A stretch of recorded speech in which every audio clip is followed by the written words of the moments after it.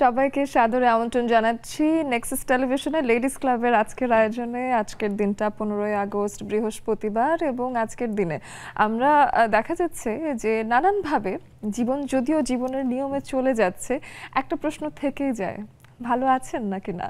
তো এই বিষয়টা নিয়ে কথা বলতে আজকে আমরা একটা বিষয় রেখেছি, বিষয়টা হলো ভালো আছেন তো। এই বিষয়ে কথা বলতে আমি অহনা তাসনিম খান আছি আপনাদের সাথে, এবং আমার সাথে 3 জন বন্ধু এসে যুক্ত হয়েছেন, এবং তারা নিজের জীবনে ভালো আছেন কিনা কিংবা ভালো থাকবার জন্য ওনারা আসলে কিভাবে নিজের সাথে বা আশেপাশে সবার সাথে একটা সুন্দর সময় পার করেন, সেই বিষয়গুলো নিয়েই আজকে কথা হবে। অবশ্যই আছেন আমাদের সাথে, এটাই আমাদের বিশ্বাস। আপনারাও যুক্ত হতে পারবেন। প্রথমেই আর কথা না বাড়িয়ে ভালো আছেন তো এই বিষয়ে কারা কথা বলতে এসেছেন তাদের সাথে পরিচয় করিয়ে দিই। আমাদের সাথে শুরুতেই আছেন শাহমিকা আগুন, তিনি একজন পুষ্টিবিদ এবং একজন থেরাপিস্ট, এবং তার পাশে আছেন আফসানা হোসেন সেতু, তিনি একজন গ্রাফিক্স ডিজাইনার, এবং তার পাশে আছেন নাজমুন নাহার সুমি, তিনি একজন উদ্যোক্তা, তার উদ্যোগের নাম নাজমুন ডেজার্ট অ্যান্ড বেকারি। তিনজনকেই স্বাগত জানাচ্ছি। শাহমিকা আপুর কাছে শুরুতে চলে আসি। আপু, লেডিস ক্লাবে এসে কেমন লাগছে? খুব ভালো লাগছে, থ্যাংক ইউ সো মাচ। ইউটিউবে দেখেছি মাঝে মধ্যে। আমি আসলে বাংলাদেশে সেটেল না, আমি ইউকে থেকে থাকি। তো লেডিস ক্লাবে আমার বেশ কিছু ক্লায়েন্টের আগে এসছেন, তো ওনাদের থ্রুতে আমি পরিচিত লেডিস ক্লাবের সঙ্গে। তারপরে এখন আমি নিজে এখানে, তো খুব ভালো লাগছে, থ্যাংক ইউ সো মাচ। আমাদেরও খুব ভালো লাগলো, কারণ মোটামুটি আমাদেরকে যারা দেশের বাইরে থেকেও আমাদের সাথে কানেক্টেড থাকার চেষ্টা করেন তারাও ভীষণ স্পেশাল আমাদের জন্য। দেশে থাকা অবস্থাতে দেখা যায় দেশীয় নানান আয়োজনের সময় দেওয়া হয় না, সেক্ষেত্রে প্রবাস জীবনেও আপনারা দেশীয় একটা কাজের সাথে যুক্ত আছেন বা নারীদের একটা আড্ডা সেখানে নিজের মনে করে আছেন, সেটা আসলে আমাদের জন্য একটা বড় পাওয়া। অনেক ধন্যবাদ আপু। সে তো আপুর কাছে আসি এবং জানতে চাই লেডিস ক্লাব দেখার সময় হয় কিনা, কেমন যায়? হ্যাঁ, আমি নিয়মিতই দেখি আপনাদের প্রোগ্রাম, এবং আপনাকেও দেখি, খুব ভালো লাগছে আপনাকে সরাসরি দেখছি। ধন্যবাদ আপনাদের সবাইকে। অনেক ধন্যবাদ। আসি সুমি আপুর কাছে। আসসালামু আলাইকুম। হ্যাঁ, আমিও প্রতিদিনই দেখি, 6টা বাজার সাথে সাথেই বসে থাকি টিভি নিয়ে, তারপর প্রতিদিনই দেখি। চমৎকার। এবং 6টা বাজলেই অনেকেই টিভির সাথে যুক্ত হন, এবং অনেক বন্ধুরা জুমের মাধ্যমে দ্রুত গতিতে আমাদের সাথে যুক্ত হয়ে যান।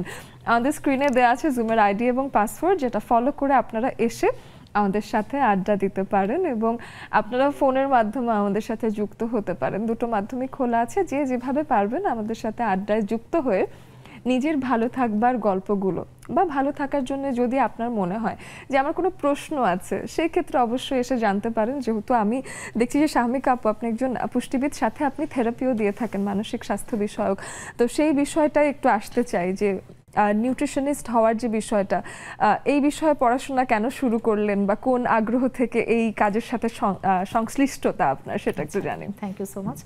আমি আসলে ছোটবেলা থেকে স্টুডেন্ট ভালো রেজাল্ট করতাম, তো যেটা থাকতো আর কি, যে ভালো রেজাল্ট করলে ডক্টর হবে, ইঞ্জিনিয়ার হবে, এরকম। তো ডক্টরি আমি চান্স পেয়েছিলাম, বাট আমি ওখানে গিয়ে কঙ্কাল দেখে তখন আমি চলে আসছি। আমি ভেবেছি আমার পক্ষে তো সম্ভব না, বাট হেলথ রিলেটেড কিছু একটা তখন চাচ্ছিলাম। তো তখন নিউট্রিশন জানতে পারলাম যে নিউট্রিশন আরেকটা সাবজেক্ট আছে, যেটা কিনা সেটাও স্বাস্থ্যের সাথে জড়িত, 100% জড়িত। তো সেই হিসেবে নিউট্রিশন পড়তে গিয়েছি। আর পরবর্তীকালে থেরাপি, আমি কিনেজিওলজিস্ট, থেরাপিস্ট এবং ট্রমা রিলিজ প্র্যাকটিশনার। সো আমার আসলে একটা ট্রেনিং না, আমার অনেকগুলো ডিফারেন্ট ট্রেনিং আছে, এবং প্রত্যেকটা ট্রেনিং আলাদা ইনস্টিটিউশন থেকে এবং আলাদা করে গভর্নিং বডির সঙ্গে।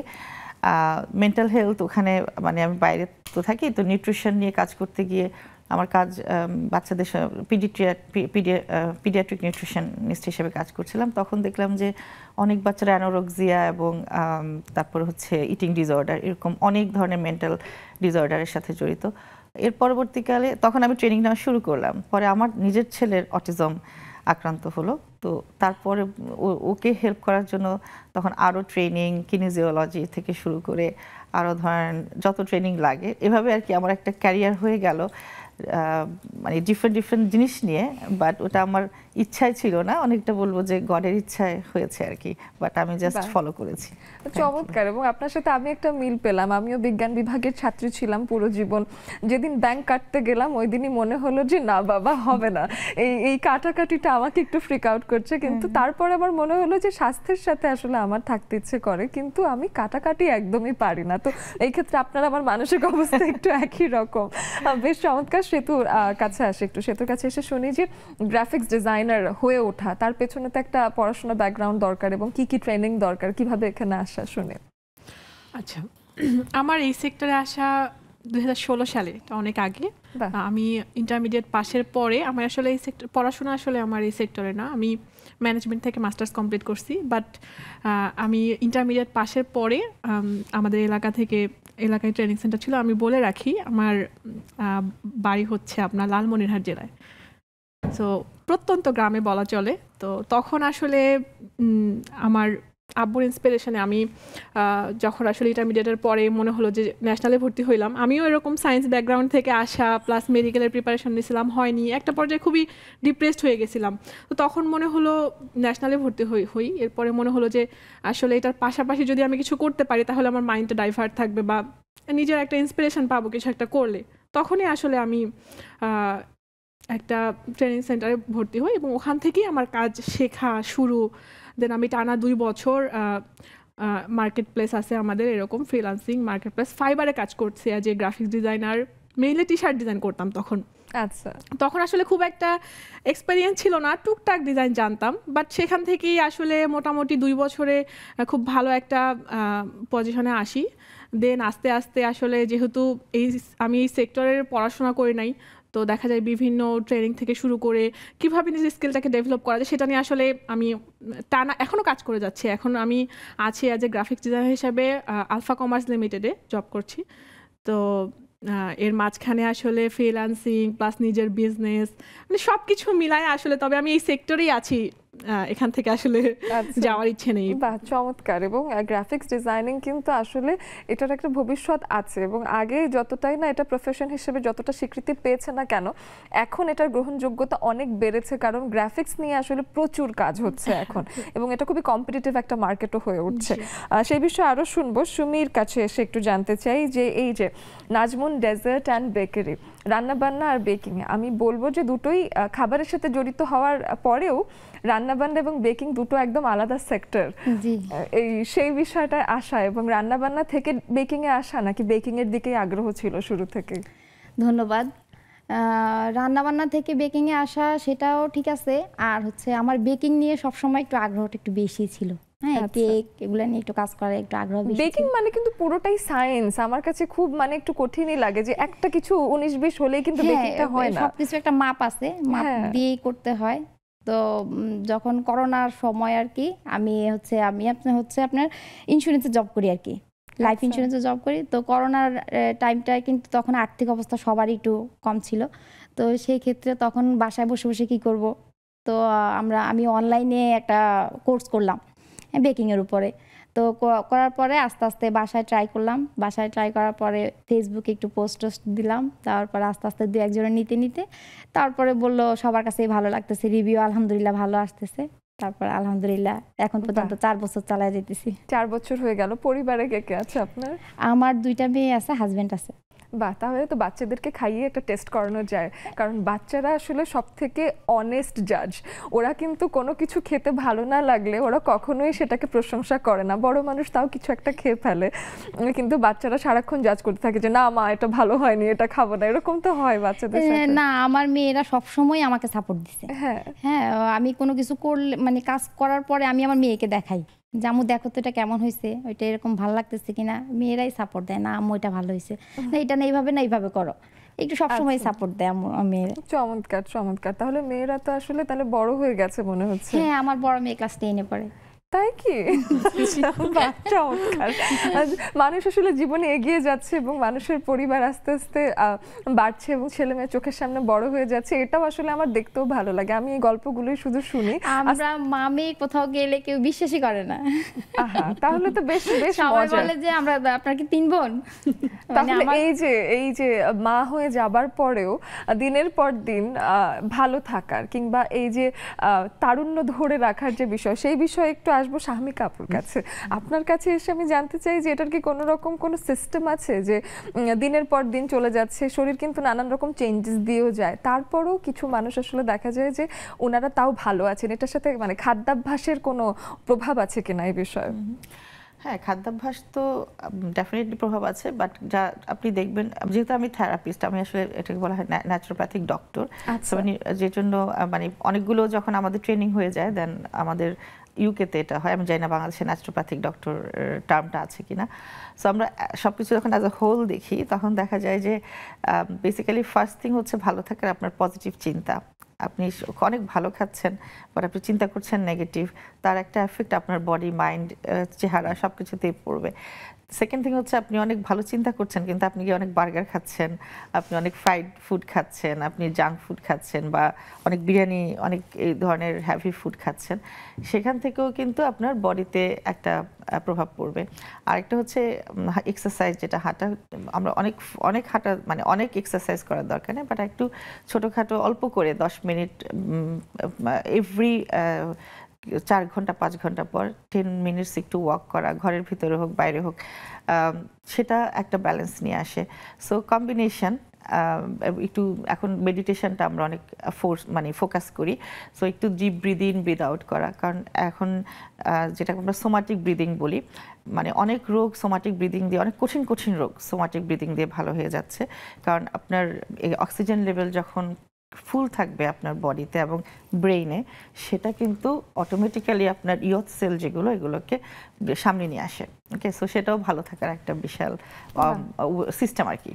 মানে এটা একটা ফুল প্যাকেজ, মানে কোনো শর্টকাট নেই না ভালো থাকার, যে একটা কিছু চেঞ্জ করলাম বা একটা মানুষ সকল সুগার ছেড়ে দিল কিন্তু সে মানসিকভাবে সুস্থ ভাবতে পারছে না, সেই ক্ষেত্রে কিন্তু আসলে স্বাস্থ্যের উন্নতি নাও দেখা যেতে পারে। হয়তো ফিজিক্যাল হেলথ ভালো থাকবে, মেন্টাল হেলথ থাকবে না। তো আপনি তখন দেখতে ভালো লাগছে বাট আপনি আসলে মেন্টালি স্টেবল না, একটা দায়িত্ব নিতে পারছেন না, একটা নিজেকে নিজে তখন বারবার ক্রিটিসাইজ করছেন। যে কারণ এরকম তো অনেক আছে, যেমন অ্যানোরেক্সিয়ার কথা বলেছি, যে এমনিতে they are very nice to see, সব কিছু ঠিক আছে বাট তারা তাদের কাছে হ্যাপি না, কারণ সে মেন্টালি নিজেকে নিতে পারছে না, বারবার ক্রিটিসিজম করছে, নেগেটিভ চিন্তা যেটা বলছিলাম।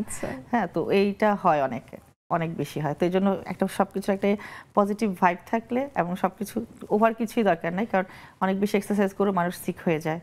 হ্যাঁ, আবার অনেক লেস এক্সারসাইজ করেও মানুষ সিক হয়ে যায়, টু মাচ খেয়েও সিক হয়, টু মাচ লেস খেলে যে আমরা অ্যানোরেক্সিয়া বলি সেটা হয়। তারপরে হচ্ছে টু মাচ মেডিটেশন করলে অনেক বেশি অক্সিজেন আপনার ব্রেনে দরকার নাই, আমাদের বডিতে কার্বন ডাই অক্সাইডেরও ব্যালেন্স থাকা দরকার। সো সব কিছুই যে টু মাচ করে ফেলার থেকে অল্প অল্প করে করা, এভরিডে করা, এটা একটা, আমরা এমন কোনো মানে কি বলে সমীকরণ নেই যে আপনি শর্টকাট করে জীবনে ভালো থাকতে পারবেন একেবারে। এবং এটাই আমি বুঝলাম যে অতিরিক্ত যাই দিচ্ছি না কেন, সেটা হতে পারে আবেগের জায়গায়, অতিরিক্ত কাজ হতে পারে, কিংবা অতিরিক্ত বেশি ভালো থাকা হতে পারে, অতিরিক্ত যাই আসলে দিচ্ছি সেটাই কেন যেন বিষাক্ত হয়ে যাচ্ছে, সেটাই আসলে ঠিক না। এই বিষয়ে আরো শুনবো অবশ্যই, কিন্তু কথা বলতে বলতে প্রথম দিকেই আবার বিরতির সময় এসে গেছে। একটা বিরতি নিয়ে ফিরে এসে আরো অনেক আড্ডা হবে, কোথাও যাবেন না, আমাদের সঙ্গেই থাকুন।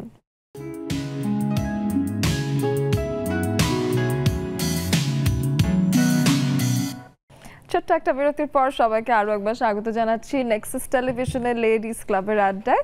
আমাদের স্ক্রিনে আপনারা পেয়ে যাবেন জুমের আইডি এবং পাসওয়ার্ড, অথবা আমাদের ফোন নাম্বার, যে কোনো একটা মাধ্যম ব্যবহার করে চলে আসুন। জুমের ব্যাপারেই বেশি আগ্রহ দেখাচ্ছি, কারণ বন্ধুদের সাথে দেখে দেখে গল্প হবে এবং আমাদের এই স্ক্রিনটাতে আপনারা চলে আসবেন পাশে। তো সেই ক্ষেত্রে অবশ্যই দ্রুততার সাথে চলে আসুন, শেষের দিকে অনেক গল্প ছোট হয়ে আসে, যত তাড়াতাড়ি আসবেন গল্পটা তত বেশি ভালো হবে। সেতুর কাছে এসে জানতে চাই যে বিষয়টা, যে ভালো থাকাটা কতটা গুরুত্বপূর্ণ এবং ভালো না থাকলে কি ধরনের পার্শ্ব প্রতিক্রিয়া জীবনে আসলে ফেস করেছেন। আচ্ছা, আমি যেটা ফেস করছি, আসলে মানসিকভাবে যদি খুশি না থাকি বা হ্যাপি না থাকি, আমি কাজে কনসেন্ট্রেট করতে পারি না, সেটা অফিসে হোক বা বাসায় হোক। আসলে মানুষের আসলে জীবনে চলার জন্য বা জীবনটাকে এগিয়ে নেওয়ার জন্য মানসিকভাবে হ্যাপি থাকা খুবই গুরুত্বপূর্ণ। আমি যখনই মেন্টালি খুব বেশি ভেঙে পড়ি, তখন দেখা যাচ্ছে যে আমি আমার প্রজেক্ট ঠিক মতো কমপ্লিট করতে পারি না, কিছুই ভালো লাগে না, নাথিং। আমি বাসায় এসেও ঠিক করে কাজ করছি না, এমন সময় তো আসে, সবার স্টেজে সবার লাইফে আসে। দেখা যায় যে আসলে এই জন্য মেন্টালি হ্যাপি থাকাটা খুবই দরকার। আমি যে যখন মেন্টালি ডিপ্রেসড হই, তখনই আমার লাইফের প্রত্যেকটা ক্ষেত্রে ব্যাঘাত ঘটে, প্রত্যেকটা কাজে আমি আসলে হিমশিম খাই। একেবারেই তাই। আমি নিজেও আসলে রিলেট করতে পারি এই বিষয়টা যে সব সময় ভালোই যাচ্ছে, কিন্তু মানসিক স্বাস্থ্য ভালো না থাকলে পূর্ণ ফোকাস দেয়া, একটা জায়গায় মনোযোগ দেয়া খুবই কঠিন। সব থেকে বেশি স্ট্রাগল করি যদি মন ভালো না থাকে সেই ক্ষেত্রে। সুমির কাছে আসি এবং জানতে চাই যে ভালো থাকার সাথে রান্নায় কোনো এফেক্ট পড়ে কিনা। অনেক সময় আমাদের বাড়িতে যদি খারাপ রান্না হয়, সকালবেলা আমাদের যিনি রান্নায় সাহায্য করেন উনি যদি একদিন খারাপ রাঁধেন, তো হুট করে খাবার খেতে খেতে মনে হয় সে নিশ্চয়ই আজকে বাসায় ঝগড়া করে এসেছে, এই জন্য তার আজকে লবণ বেশি হয়ে গেল খাবারে। তো সেই ক্ষেত্রে আপনারও সেরকম কোনো পার্শ্ব প্রতিক্রিয়া হয় কিনা মন খারাপ থাকলে? আমার মন খারাপ থাকলে আমি বেশিরভাগ কাজ করি, কাজের মাধ্যমে আমি আমার সময়টা পার করি। এবং কি আমার বাহিরে কাজ থাকে, কেকের অর্ডার থাকে আলহামদুলিল্লাহ প্রতিদিনই, তো ওগুলা নিয়ে সবসময় কাজে ব্যস্ত থাকি। তো ওই মন খারাপটা আর নিজের মধ্যে আসতে দিই না। বাহ, তাহলে এরকম কি কখনো হয় যে আজকে মেজাজ এত খারাপ যে আজকে বেকিংই হচ্ছে না, আজকে কেকটা ফুলছেই না, এরকম হয়েছে? হ্যাঁ হয়, এটাও হয়। তখন আবার অন্য মাধ্যম মানে 2-3টা রেসিপি ট্রাই করি, এটা না হইলো ওটা করি, মানে এক একটা দিয়েই আপনার ওইটা কমপ্লিট করে দিই। রান্নাই আপনার কাছে মেডিটেশনের মতো, তাই না? যে একটার পর একটা কিছু করছি এবং ওখানে একটু শান্তি খুঁজে নিচ্ছি। হ্যাঁ, ওটাই করি আমি। বাহ, কাজের আমি সবসময় কাজের মধ্যেই থাকতে পছন্দ করি, আমার কাজ ছাড়া ভালোই লাগে না। বাহ, কি সুন্দর। শাহমিকা আপুর কাছে এসে জানতে চাই যে যেই মানুষটা আসলে মানুষের যখন মন খারাপ হয় তখন তার সাথে কথা বলে তার মন ভালো করার একটা চেষ্টা করছেন, তাকে কারণ দর্শাচ্ছেন, নানানভাবে তাকে সাহায্য করছেন। আপনার ব্যক্তিগত জীবনে আপনার কি কখনো এরকম সময় এসেছে আপনার যখন মন খারাপ হয়, আপনি যখন ভালো নেই, তখন নিজের জন্য কি করেন? আসলে আমরা যে লেভেলে থেরাপি করি, আমি অনেক আমার কারা আসে আমার কাছে যারা বেসিক্যালি অনেক জায়গায় ফেল করেছে, সো রিকমেন্ডেশনে আসে ওখানকার ডক্টরদের থেকে, অথবা বাংলাদেশে আমার অনেক ক্লায়েন্ট আছে। সো অনেকখানে ফেল করার পর বলছে আচ্ছা ওনার কথা শুনেছি, ওনার কাছে যাও। তার মানে হচ্ছে খুব হ্যাভি পিপলদেরকে নিয়ে আমি কাজ করি। সো অনেক বড় বড় কেস থাকে ওখানে। এখানে যেমন ধরেন ফেলিওর থাকে, সুইসাইডাল কেস থাকে, রেপ কেস থাকে, মলাস্টেশন কেস থাকে, শিশুদের অনেক ধরনের সাইকোলজিক্যাল ইস্যুস থাকে, বুলিং থাকে, তারপরে হচ্ছে আর আমি অটিজম স্পেশালিস্ট হিসেবে আমি কাজ করি। সো ওখানে আমাদের অনেক প্যারেন্টদের ট্রমা, বাচ্চাদের ট্রমা, সো বিশাল চ্যালেঞ্জিং একটা সাবজেক্ট নিয়ে কাজ করি। এবং দেখা যায় যে আমি যেটা করি, আমি প্রতি সপ্তাহে আমরা যারা থেরাপিস্ট আছে, আমার 2জন ফ্রেন্ড আছে, তো আমরা সোয়াপ করি। তো কারণ সোয়াপ যদি না করি, সামটাইমস কিছু কিছু কেস আসে যেটা কিনা আমরা একেবারেই রেডি থাকি না মানুষের লাইফে। হয়তো বাইরে থেকে দেখা যাচ্ছে যে অনেক ভালো মানুষটা, অনেক মানে মানুষ ভাবে যে ওর লাইফের মতো হ্যাপি তো কেউ নেই, বাট এমন এমন ঘটনা শোনা যায় যে কিনা হেল্পের জন্য আসে যে রেডি থাকি না যে এরকম ঘটনা মানুষের লাইফে ঘটতে পারে। তো সাডেনলি অনেক সময় নিজের উপরে একটা ধাক্কা চলে আসে। সো আমি অল দ্য টাইম, এবং এটা আসলে ইউকেতে একটা মানে আমাদের একটা এটা আমাদের নিয়ম যে আমরা নিজেদেরকে সোয়াপ করব। সো সোয়াপ করে আমরা নিজেদের ট্রমাগুলো রিলিজ করে দেই, আমরা রাখি না। আর একটা জিনিস হচ্ছে যে আমি নিজের কিছু টেকনিক আবিষ্কার করেছি, কারণ অনেক বছর আমি কাজ করি। সো মানে আমি বলবো 80% আমি নিজেই করতে পারি নিজের ট্রমা। যেমন আমি অটিজম বাচ্চাদের মায়েদের বা বাবাদের জন্য যে এগুলো করেছি, এগুলো এখন এটা আমি যখন আমার যে থেরাপিস্ট ফ্রেন্ড আছে, ওরা যেহেতু ওদের বাচ্চা অটিস্টিক না বা ওদের বাচ্চা চ্যালেঞ্জিং না, ওরা এগুলো বুঝবেই না। সো ওটা আমি নিজেই আবিষ্কার করে নিজের উপর নিজে থেরাপি করে ভালো করি, বাট থেরাপি করি। এটা কখনো হয় না যে আমি একটা উইক গেছে আর আমি থেরাপি করি নাই অ্যান্ড রিলিজ করার জন্য। মানে নিজেকেও থেরাপি তাহলে দিতে হয়।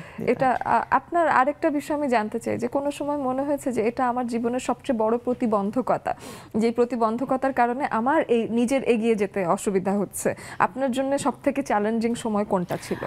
আচ্ছা, সবচেয়ে চ্যালেঞ্জিং সময় ছিল আমার বাচ্চা যখন অটিজম ধরা পড়েছে। আর আমি পিএইচডি করছিলাম তখন। তো বেসিক্যালি ওই সময়টা ওর অটিজম ধরা পড়েছে, ওর বয়স যখন ও শুরু হয়েছে আফটার 2 ইয়ার্স। তো 2 থেকে 3 খুব চ্যালেঞ্জিং সময় ছিল, ধরা পড়েছে। তারপরে আমার যেটা হয়েছে চ্যালেঞ্জিং, আমি অটিস্টিক বাচ্চারা যখন প্রথম দিকে হয় আমার বাচ্চা খুব সিভিয়ার ছিল।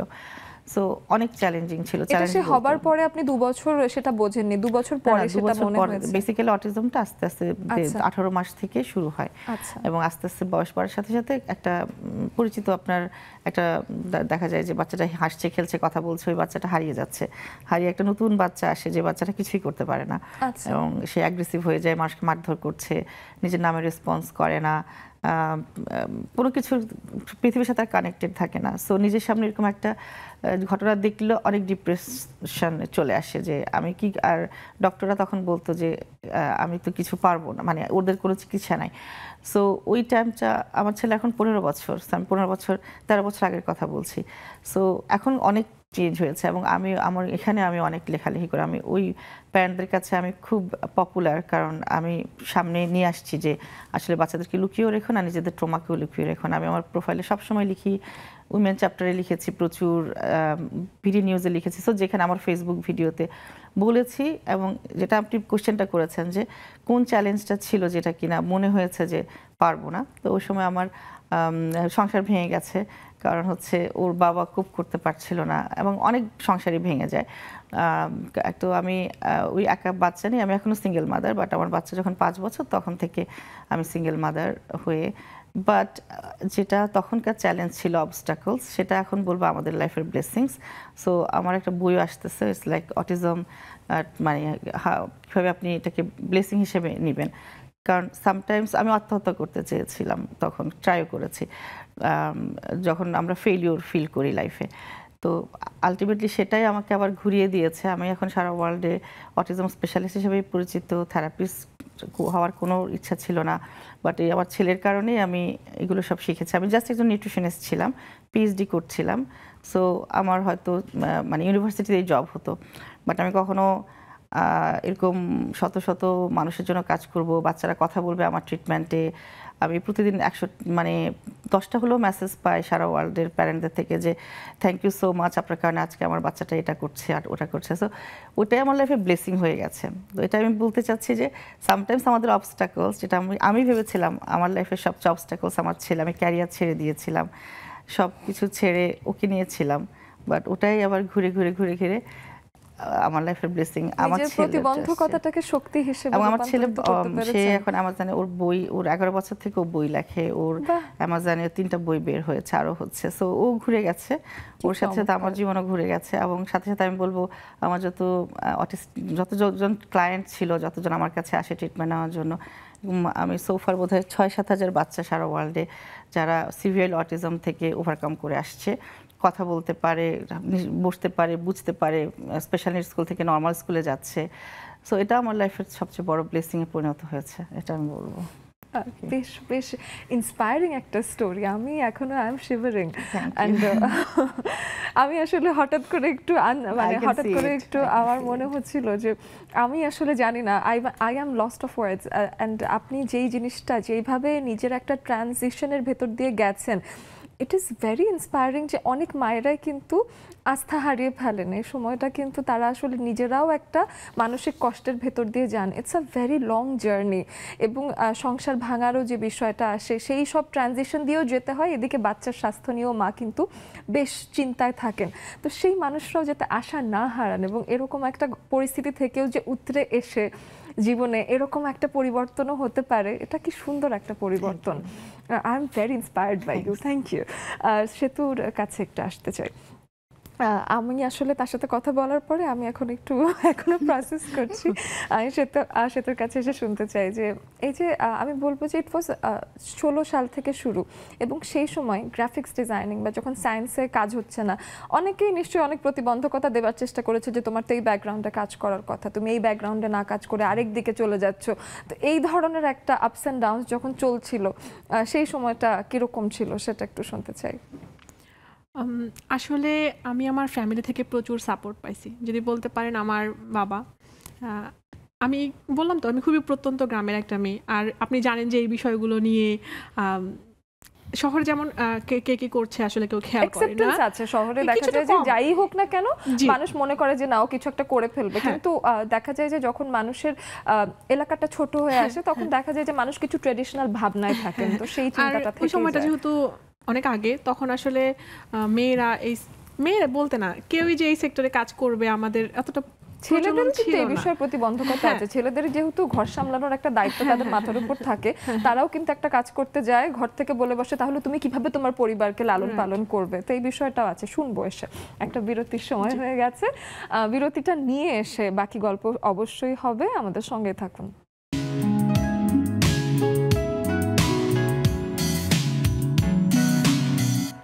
Welcome back once again to Nexus television. Ladies club চলছে এবং আমরা আছি, গল্প করছি, আপনাদের অপেক্ষাও তো করছি। আমাদের স্ক্রিনে দেওয়া আছে জুমের আইডি এবং পাসওয়ার্ড, যেটা ফলো করে আপনারা এসে আমাদের সাথে আড্ডা দিতে পারছেন।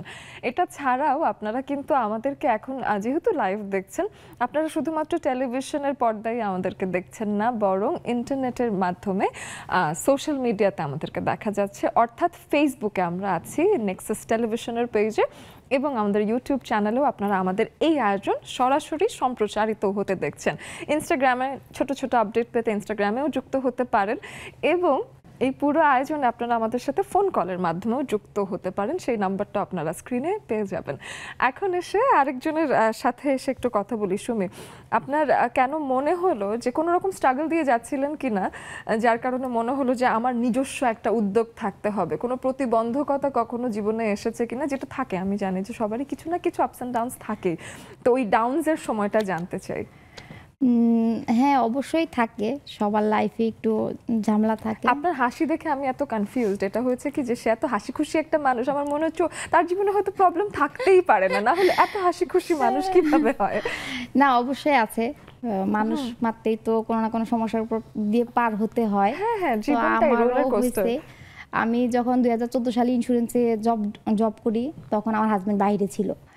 তো দেশে আসার পরে ও 1 বছর পরে দেশে আসার পরে এরকম বন্ধু বান্ধব থাকে না, ইন্স্যুরেন্সের জব কিন্তু আসলে সবাই ভালোভাবে নিতে পারে না, মানে আমাদের এই সমাজে আর কি। তো ওর কাছে হচ্ছে আপনার অনেকে অনেক কথা বলতো, তো বলার পরে এরকম ও আপনার বাসায় একটু আমার সাথে ঝগড়া করতো যে কাজ করার দরকার নেই। আচ্ছা। তো আমার হাজবেন্ড হচ্ছে কি একটু কনজারভেটিভ ফ্যামিলির, এবং তিনি যখন নিজস্বভাবে দেখাশোনা করতে পারছেন না, উনি দূরে আছেন, তারও কিন্তু একটা চিন্তা লেগেই থাকে। সেই চিন্তা থেকেই উনি আপনাকে নিয়ে চিন্তা করছিলেন যে কেউ কিছু বলছে, সে যদি আবার সামলাতে না পারে। তো আই থিংক প্রোটেক্টিভ একটা ফেজ যাচ্ছিল না, তখন সে চলে আসছিল একবার। আচ্ছা, চলে আসার পরে যখন এরকম সবাই নানান কথা বলতেছে, তাই ইন্স্যুরেন্সটা হচ্ছে কি কেউ কোম্পানি দেখে করে না। হ্যাঁ, যেমন আমি কাজ করি আমাকে দেখেই করে, যে ওর পরিচিত মাধ্যমে, তাহলে ওর কাছে তো এখন ওই সময়টা আমার প্রায় 150 গ্রাহক হয়ে গেছে। তো সেই সময় আর কি ও আমারে বলতেছে যে তোমার চাকরি করার দরকার নেই। তাই আমার গ্রাহকদের কথা চিন্তা করে তারপরে হচ্ছে ও একটু আর কি আপনার একটা কমিউনিকেশন, একটা সার্কেল তৈরি হয়েছে, আপনারও নিজস্ব কিছু দায়বদ্ধতা আছে। আমি ওরকম রাগটাগ করে বের হয়ে গেছি, মানে চলেই গেছে। চলে যাওয়ার পরে আর কি ও টাকা পয়সা এরকম দিত না, তখন যায় আমার মানে 2টা মেয়েকে নিয়ে আমার এরকম স্ট্রাগল করতে হয়েছে।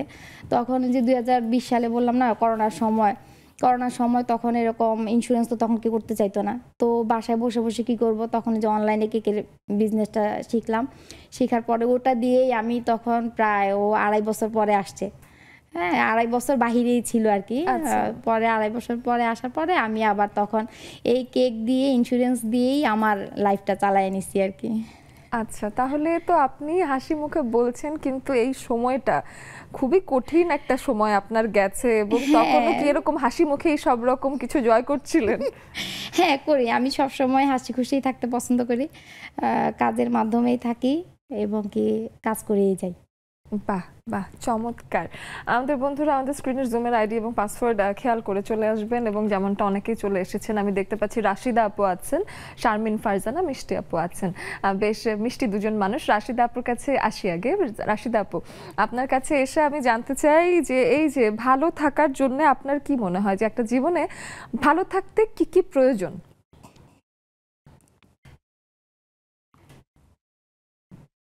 একটু আনমিউট করে নেবেন, আগে আনমিউট করবেন। হ্যাঁ, রাশিদা আপু একটু আনমিউট করার চেষ্টা করছেন, যেহেতু তাকে আরেকটু সময় দেব কিনা। আমার মনে হয় রাশিদ আপুকে একটু সময় দিতে হবে। মিষ্টি আপু কি কথা বলতে পারেন? মিষ্টি আপু একটু আনমিউট করবেন। রাশিদ আপু এখন আনমিউট হননি। মিষ্টি আপু আনমিউট করতে, হ্যাঁ পেরেছেন। মিষ্টি আপুর কাছে এসে একই প্রশ্নই জানতে চাই যে ভালো থাকতে আসলে কি কি উপকরণ জীবনে থাকবার প্রয়োজন আছে বলে আপনি মনে করেন? আসসালামু আলাইকুম আপু, সবাইকে শুভ সকাল। সবাই ভালো আছেন তো? একদম ভালো আছি, ভালো আছি, বেশ ভালো আছি। এবং আপু কোথা থেকে যুক্ত হয়েছেন সেটাও একটু শুনতে চাই। আমি আমি ঢাকার ধানমন্ডি থেকে যুক্ত হয়েছি। চমৎকার। আপু কি করেন? আমি একজন কৃষি এগ্রিকালচারিস্ট। বাহ, আমি অনেকদিন পরে কৃষিবিদ, এই যে এই বিষয়টা শুনলাম। এবং আমাদের কৃষি নিয়ে ভাবনা, বাংলাদেশের মতো একটা দেশের জন্য এই সেক্টরটা আসলে কত বড় একটা জায়গা এবং একটা কৃষিবিদের যে কত বড় অবদান থাকে সেই বিষয়টা আসলে অনস্বীকার্য, অবশ্যই স্বীকার করতে হবে। এবং সেই ক্ষেত্রে আপু আপনার কাছে এসে আসলে ভালো থাকবার বিষয়টা নিয়ে একটু শুনি যে ভালো থাকতে কি কি উপকরণ আপনার মনে হয় যে প্রয়োজন? আপু, আমার এই বয়সে এসে আমার মনে হয় ভালো থাকাটা নিজস্ব, একেবারে নিজস্ব ব্যাপার। আমার অনেক টাকা পয়সা বাড়ি গাড়ি আছে তার মানে আমি যে ভালো আছি তাই না। আমার যা আছে তাই নিয়ে আমি সুখী থাকতে হবে। সবার আগে হেলথ, নিজের শরীরটা সুস্থ রাখতে হবে, নিজের পরিবেশ, সংসারটা সুন্দর থাকতে হবে। অনেকে বড় বড় কথা বলে আমি ইন্ডিপেন্ডেন্ট, আমি একাই চলতে পারি না। আপু, একা কখনো ভালো থাকা যায় না, একটু কম্প্রোমাইজ করতেই হয়। কম্প্রোমাইজ করে সবাই নিয়ে ভালো থাকতে আমি মনে করি সেটা হলো সবচেয়ে বড় ভালো থাকা।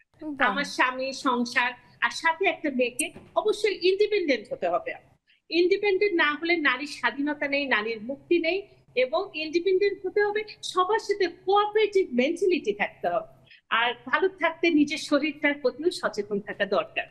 একদমই তাই আপু। এবং আমি বেশ অনেক জায়গায় দেখেছি একটা কোটেশন ঘুরে যে একটা মেয়ের নিজস্ব কিছু অর্থ থাকা তার কত বড় যে একটা ব্যাকআপ, এটা আসলে যখন একটা মেয়ের এই অর্থটার প্রয়োজন না পড়ে কিংবা সে আগে থেকে প্ল্যান করে রাখেনি এবং ওই অভাববোধটা থেকে সে রিয়েলাইজ করে আই উইশ আমি সেভ করতাম, কিংবা যখন তিনি একটা বিপদে পড়ে যান তার কিছু সেভড মানি যদি থাকে তাহলে সে যেভাবে উত্তরণ করতে পারে সেই বিষয়টা আসলে মানে আমরা এই ঘটনাটাকে তেমন একটা গুরুত্ব অনেক সময় দিয়ে থাকি না। ভালো থাকার সময়গুলোকে আমরা এতটাই গ্র্যান্টেড নিয়ে নেই যে আমরা দেখা যায় যে আচ্ছা পরেরটা পরে দেখা যাবে, তো সেভিং হয় না। কিন্তু পরবর্তীতে দেখা যায় ওই একটুখানি সেভিং আসলে মানুষকে কিভাবে পাল্টে দিতে পারে। খুব গুরুত্বপূর্ণ একটা কথা বলেছেন রাশিদ আপু। এখন রাশিদ আপু আনমিউট করতে পেরেছেন। রাশিদ আপুর কাছে আজকের বিষয় আসে। জি, তো প্রথমে সবাইকে শুভেচ্ছা এবং শুভ সকাল। আর যারা এসছেন তাদেরকে অনেক অনেক অভিনন্দন। আর আমাদের সাথে যারা যুক্ত আছেন সবাইকে অভিনন্দন ও শুভেচ্ছা শুভ সকালের জানাচ্ছি। সো আসলে ভালো থাকার বিষয়টা নিজেকে একা নিয়ে নেয়, সবাইকে নিয়ে যখন ভালো থাকি তখনই বেশি ভালো থাকা যায়। আর কম বেশি প্রত্যেকটা মেয়েরই আমি দেখেছি, নারী বা মেয়ে যেটাই বলেন, 35 থেকে 45, 30 থেকে 45 এই এজের প্রত্যেকটা মেয়ে কম বেশি স্ট্রাগল করে অথবা মাঝে মাঝে মেন্টালি একটু ডিপ্রেশন হয়ে যায়। তো সবাইকে ভালো থাকার জন্য আসলে নিজেকে ওভারকাম করা উচিত। যেমন মেডিটেশন বলেন, ইয়োগা বলেন, ওয়াক বলেন, তার সাথে একটা সামাজিকতা বন্ধন, সবার সাথে যখন সবাই মিলেমিশে চলবে, কোনো জায়গায় যাবে, সবার সাথে নিজেকে নিজের শেয়ার করবে, সবারটা শুনবে, তখন আস্তে আস্তে নিজে ওভারকাম করে নিজের একটা জায়গায় এসে পৌঁছবে। কিন্তু প্রত্যেকেরই আমাদের দরকার নিজের প্রতি নিজের একটা আত্মবিশ্বাস যে আমাকে ভালো থাকতে হবে, ভালো কাজ করতে হবে, সবাইকে ভালো রাখতে হবে। এবং সেজন্য আমার যখন মন খারাপ হয়, আসলে আমি সত্যি কথা আমি খুব 2-3 ঘন্টা তো খুব বেশি কোনো একটা ব্যাপার, সবারই তো পারিবারিক সমস্যা হয়, ঝগড়া হয়, তো আমি 2-3 ঘন্টা একটু মন খারাপ থাকে, তারপরে আমি রোমান্টিক মুভি দেখি, ফানি ভিডিও দেখি, অথবা কোনো কাব্যছন্দ পড়ি, এগুলো পড়ে এবং সবার সাথে মিলেমিশে আসলে আমি ওভারকাম করে ফেলি।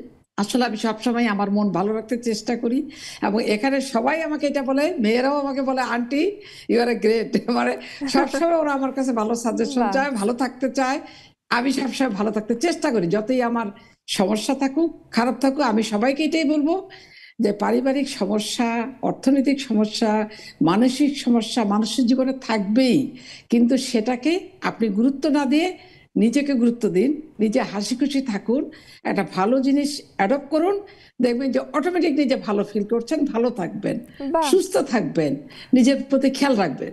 এটাই আমার নিজের কথা। নিজের যত্ন করতে হবে আসলে দিন শেষে আসলে নিজেকে যত্ন করলেই পরে অন্যকে যত্ন করবার একটা সুযোগ তৈরি করা যায়। রাশিদা আপু অনেক ধন্যবাদ। এদিকে রেবেকা আপু যুক্ত হয়েছেন, হাসিনা আপু যুক্ত হয়েছেন, মরিয়ম আপু যুক্ত হয়েছেন, তাদের কাছেও আসবো।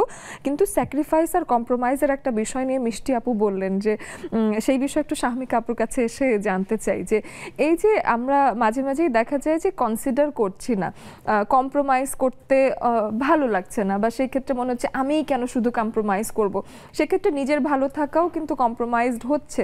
তো সেক্ষেত্রে আপনার কি মনে হয় যে কিছু কম্প্রোমাইজ স্যাক্রিফাইস কতটুকু হেলদি ভালো থাকার জন্য? Thank you, very good question. আমি পাশ্চাত্য আর এখানকার একটু উদাহরণ দিই। সো আমাদের এখানে আমাদের মেয়েদেরকে স্পেসিফিক্যালি বড় করা হয় যে তোমাকে সারাটা জীবন খুব কম্প্রোমাইজ করে থাকতে হবে। এবং আমার যত ক্লায়েন্ট আছে বাংলাদেশ থেকে পাই, আমি এদেরকে বলি শাবানা সিনড্রোম। শাবানা সিনড্রোম মানে হচ্ছে যে ওই যে একটা জেনারেশন বড় হয়েছে যে সব কিছু স্যাক্রিফাইস করতে হবে, সব কিছু আমি স্যাক্রিফাইস করে দিব, আমাকেই কম্প্রোমাইজ করতে হবে। এবং দেখা যায় যে একটা স্টেজে গিয়ে এই পার্সনগুলো খুবই ডিপ্রেশনে ভোগে। কারণ ওই যে বললেন না ভিতর থেকে আমি কেন করতে হবে, সবসময় আমি কেন করতে হবে, এটা আমাদের টায়ার্ড হয়ে যায়। এটা হচ্ছে বাংলাদেশের পার্সপেক্টিভ। আমি শুধু আমার ক্লায়েন্টদের এক্সপিরিয়েন্স থেকে বলছি, আমি আমি অনেক বছর দেশের বাইরে, এই বেসড অন দ্যাট। ইউকেতে যেটা হয় বা পাশ্চাত্যের যে ক্লায়েন্টরা পায়, ওখানে আবার টু মাচ যে আইসোলেশন, যে ইটস অল অ্যাবাউট মি, সব আমি আমি আমি অন্যের জন্য কেন করব, আমাকেই প্রায়োরিটি দিতে হবে। সো ওটা একটা স্টেজ পর্যন্ত ঠিক ছিল, বাট এখন এটা এমন একটা স্টেজে চলে গেছে, পিপল অ্যাগেইন আইসোলেটেড ফিল করে। অ্যাগেইন আসে একটা স্টেজের পরে যে, কারণ যখন আপনি কারোর জন্য করবেন না, তখন আপনি হয়তো 2 ঘন্টার জন্য পাবে গিয়ে আর কোথাও গিয়ে আপনি ভালো ফিল করবেন একটা মানুষের সাথে, বাট আপনার জন্য তখন আবার কেউ দাঁড়াবে না, আপনার খুব লোনলি টাইমে কেউ থাকবে না, আপনার খুব ভালো ফ্রেন্ড থাকবে না, আপনার দুঃখের দিনে কেউ থাকবে না যার সঙ্গে আপনি কথা বলতে পারেন। হ্যাঁ, তো এই জিনিসটা ওখানেও টু মাচ। ওই যে একটা কথা আমি প্রথমে বলেছি যে কোনো কিছুর এক্সট্রিম স্টেজ ভালো না, এবং সেখানে এটা করতে হবে। সরি, তো এটা হচ্ছে যে এই জিনিসটা আমাদেরকে ব্যালেন্সে নিয়ে আসতে হবে। এবং এখনকার যে জেনারেশনটা আমি দেখছি যে এখানে মিক্সড একটা জেনারেশন হচ্ছে। ওয়ান সাইড হচ্ছে যেটা আমরা পিপল প্লেজারার বলি, মানে আমি সবকিছু করবো কারণ আমি ভালো, আমাকে সবাই ভালো বলবে, এটা একটা জেনারেশন তৈরি হচ্ছে। আরেকটা জেনারেশন হচ্ছে যে আমি কিছুই করব না, আমি কারোর জন্য কিছু কেন করব আমি না, নিয়মের মধ্যে নিজেকে আটকাবো, আটকে রাখবো, আমি কিছু একটা ডিফারেন্ট করব, বাট ওটা কি জানে না, এবং তখন ওরাও ডিপ্রেশনে ভুগছে। সো এবার মনে হয় যে যারা আমরা এখনকার ম্যাচিউর জেনারেশন আছি, আমাদের অনেক দায়িত্ব আছে যে নিউ জেনারেশনকে গাইড করার, এবং সবসময় পাশ্চাত্যকেও নেগেটিভ না বলা, আবার সবসময় আমাদের পূর্বকেও সবসময় পজিটিভ না বলা, দুটাকে ব্যালেন্স করে দেখা, এটা আমার মনে হয় আর কি। বাহ, চমৎকার। আরো শুনতে হবে অবশ্যই, কিন্তু আরেকটা বিরতির সময় হয়ে গেছে। আপনারা তার ভেতরেই আসলে জুমে যুক্ত হয়ে যাবেন, আমাদের স্ক্রিনে দেখানো জুমের আইডি পাসওয়ার্ড খেয়াল করে, অথবা আমাদের ফেসবুক বা ইউটিউবের ক্যাপশনে আপনারা আমাদের জুমে যুক্ত হওয়ার ব্যাপারটা পেয়ে যাবেন, যে কি কি লাগবে, আইডি এবং পাসওয়ার্ড সবই পেয়ে যাচ্ছেন। একটা বিরতি নিয়ে নিচ্ছি, ফিরে এসে আরো অনেক আড্ডা হবে, সঙ্গেই থাকুন।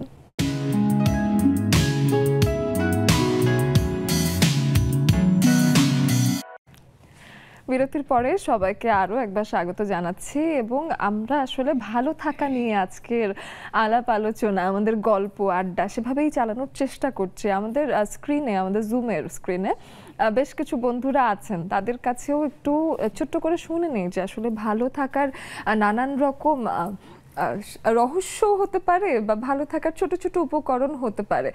রেবেকা আপুর কাছে একটু আসি। রেবেকা আপুর কাছে এসে আমি জানতে চাই যে এই যে ভালো থাকার বিষয়টা এবং অন্যের ভালো থাকাতে নিজের ভালো থাকা খুঁজে নেওয়াটা, এই বিষয়টার অভ্যেস আছে কিনা, বা সেটা আসলে কিভাবে ভালো থাকতে সাহায্য করে বলে আপনার মনে হয়?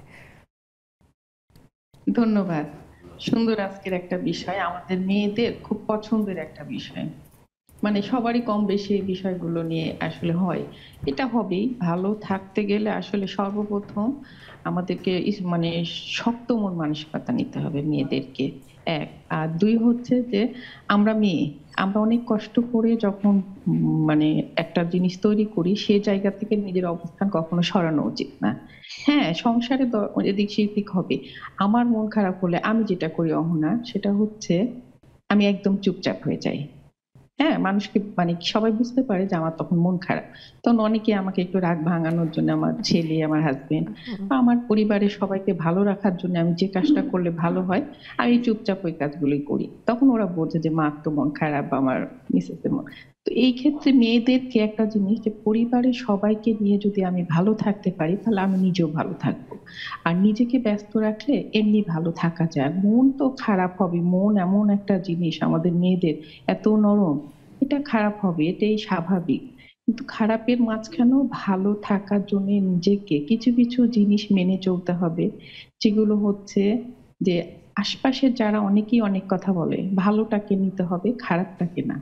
যারা ভালোটা গ্রহণ করে আগাইতে পারবে তারা ভালো থাকতে পারবে। আর মন তো মনের জায়গায় থাকবে, কিন্তু কথা হলো কিছু কিছু মানুষের সাথে, যেমন সর্বপ্রথম কিন্তু বাবা বাড়ি থেকে এসে মেয়েরা শ্বশুর বাড়িতে স্থান নেয়। তো সেই স্থানগুলোকে আগে নিজেদেরকে তৈরি করে দেবো। সেই তৈরি করার জায়গাটাকে খুব কঠিন হয়, মানে খুব সহজ না কিন্তু, এক পরিবেশ থেকে আরেক পরিবেশ।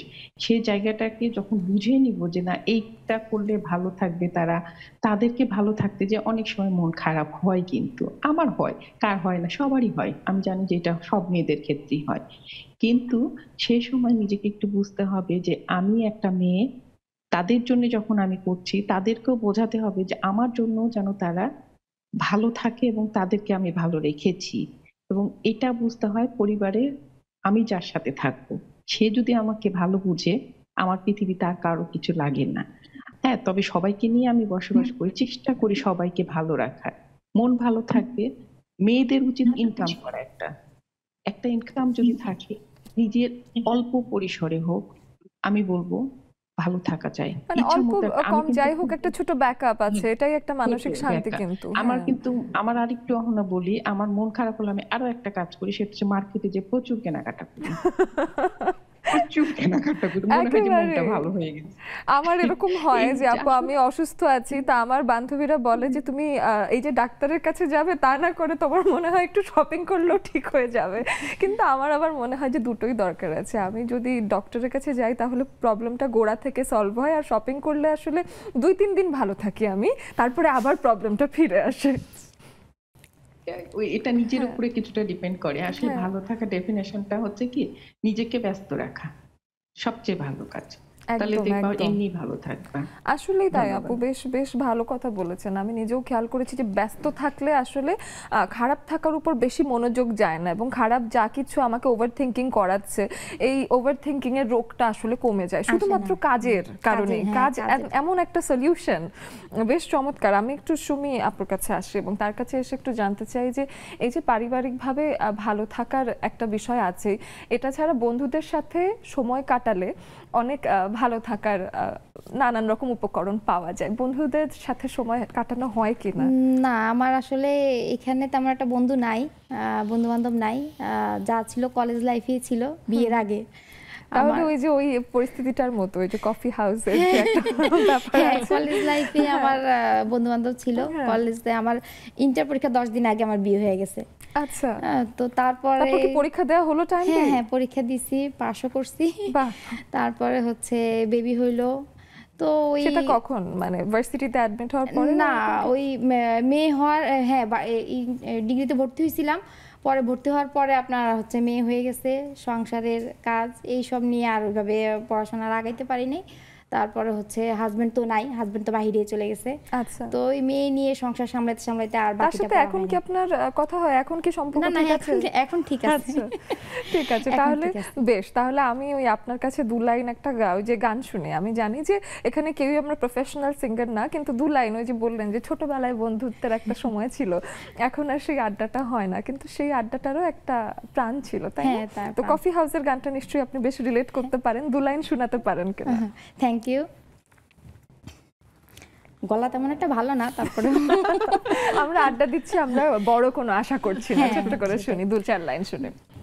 কফি হাউসের সেই আড্ডাটা যার নেই, আজ আর নেই, বাকিরাও গলা মেলাতে পারি। কোথায় হারিয়ে গেল সোনালি বিকেলগুলো সেই, আজ আর নেই।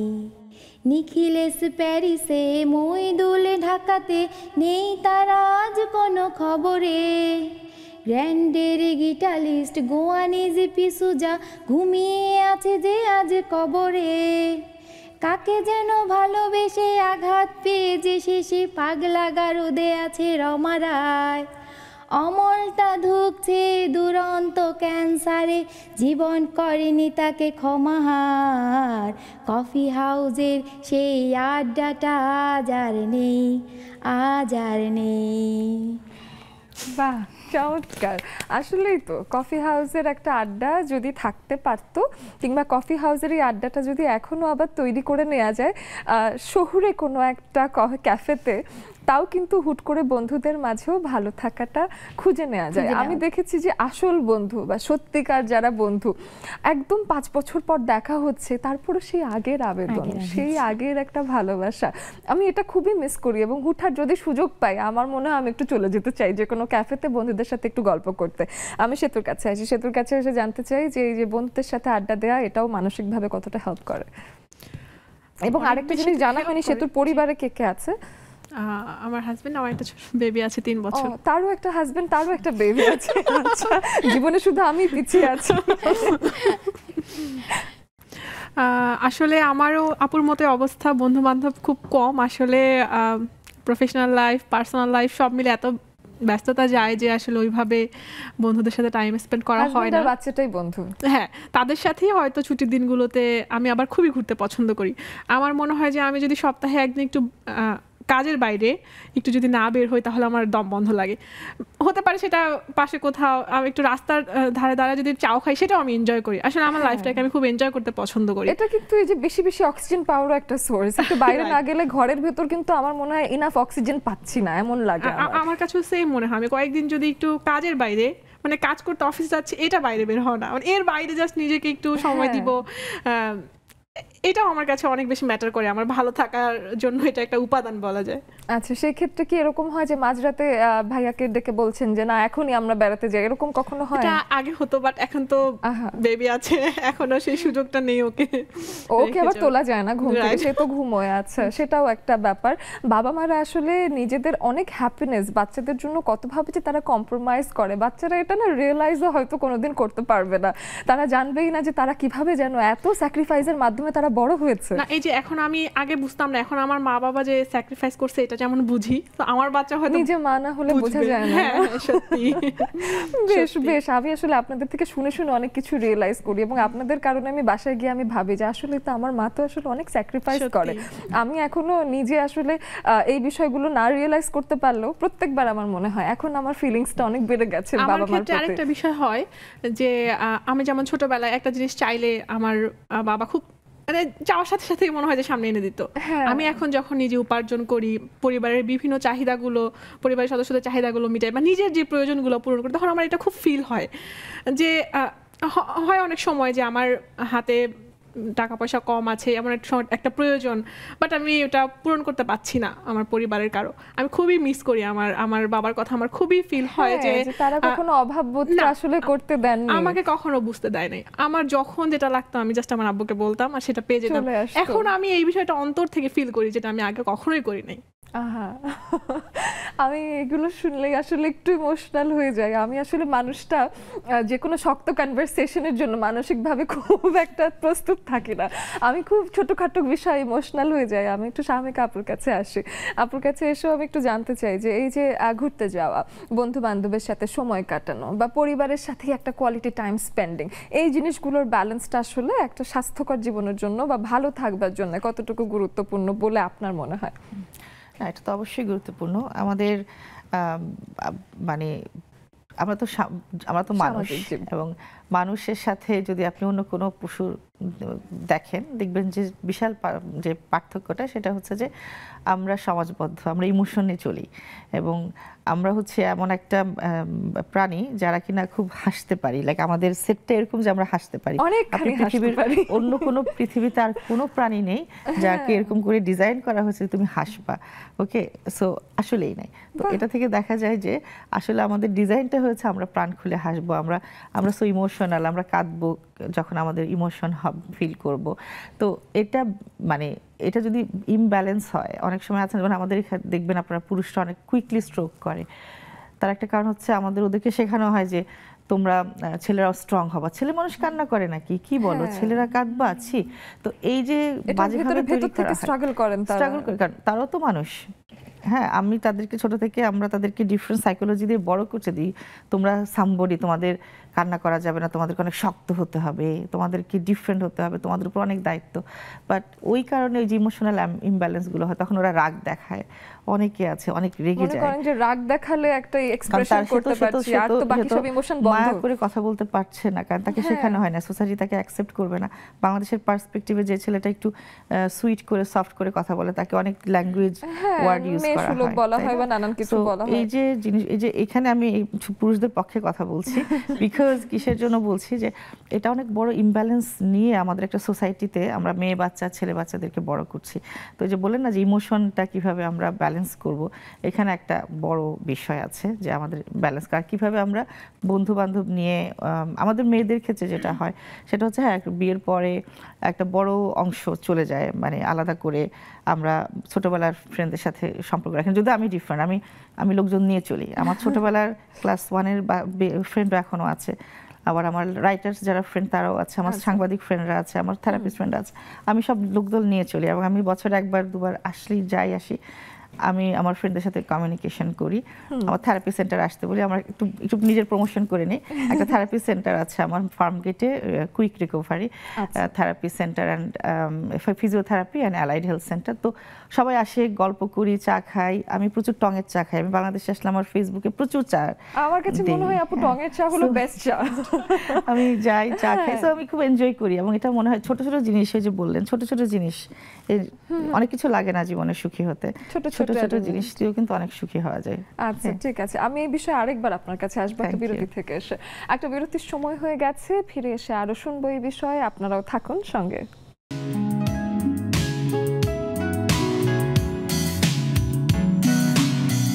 ছোট্ট একটা বিরতির পর সবাইকে আরো একবার স্বাগত জানাচ্ছি। এবং লেডিস ক্লাবে এখন কিন্তু অল্প একটু সময়ই বাকি আছে। এখন এই আধা ঘন্টার এই সময়টাতে অনেক আড্ডা দিয়ে ফেলতে হবে, সবাইকে একটু একটু করে কথা বলার সুযোগ দিতে চাই।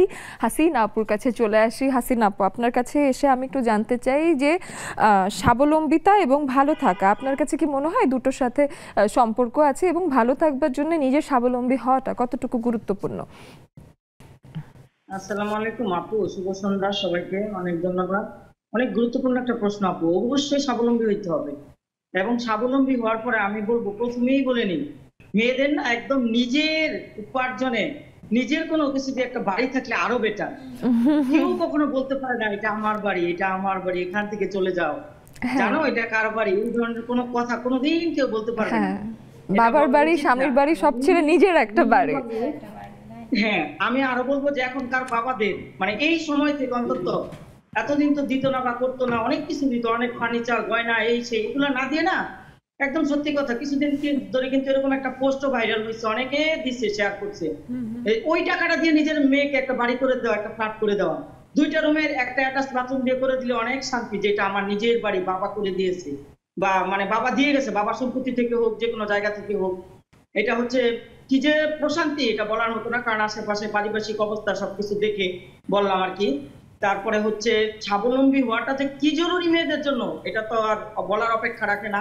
সেটা যতটুকু হোক, যাই হোক, এটা সুযোগ থাকলে অবশ্যই সবার হওয়া উচিত। সেটা ঘরে বসেও করা যায়, যেমন অনেক উদ্যোক্তা আছে যে চাকরি ছেড়ে দিচ্ছে, ছেলে মেয়ে বা সংসারে সময় দিতে পারে না, কিংবা হয়তো কোনো ফ্যামিলি মেম্বার পছন্দ করতেছে না তার বউকে চাকরি দিতে, করতে, বাইরে যাইতে দিতে। তো এইগুলা বিষয়গুলো এখন অবশ্য অনেক ডেভেলপ হয়েছে। অনেক শাশুড়ি এখন দেখা গেছে বাচ্চা নিয়ে বাইরে বসে থাকে, বউকে পরীক্ষা দিচ্ছে, বউ বাইরে বসে থাকে বাচ্চা নিয়ে, যে দাদি।